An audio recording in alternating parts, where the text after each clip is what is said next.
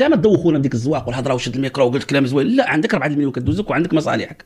هذيك هي كتضحك على الشعب المغربي، كتبغيو المغاربه صافي حبس هما اللي البلاد غيدخلوا صافي حبس هذا الشيء، خصنا نلقاو له حل. ما يمكنش دوز قانون ضد الامم المتحده، قانون ضد الدستور، قانون ضد المغاربه، كلشي ولا غير دستوري على عينك من عند البلاد.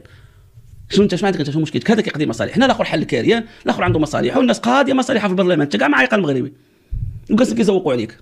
وكاين بعض الشرفه طبعا ما كنقولش كلشي، البرلمان ما كنجمعوش كامل، وهذا غتحلوا عينيكم مع كاع داك المسار اللي راكبوا جدودنا ووالدينا، ها هو دابا كيمشي بحال هادشي في هذه الحكومه. والله لا بقات لكم شي حاجه. عقلوا باش كنحاربوا الفساد جوج حوايج، نبلغوا عنه، التبليغ احنا حيدناه ما بقاش التبليغ، باقا نهضروا عليه. هي جايه المدونه دابا ديال الصحافه اللي كتسمع في صمت. المغاربه لاول مره في تاريخ البشريه وبغيت كنبالغ اختاروا دول الجوار، دول اللي ماشي في الكون، اول دوله في العالم هذه قوانين في سريه ديال مدونه الصحافه، ماشي خارجه للمجتمع وتناقش ونعرفوا شنو كاين.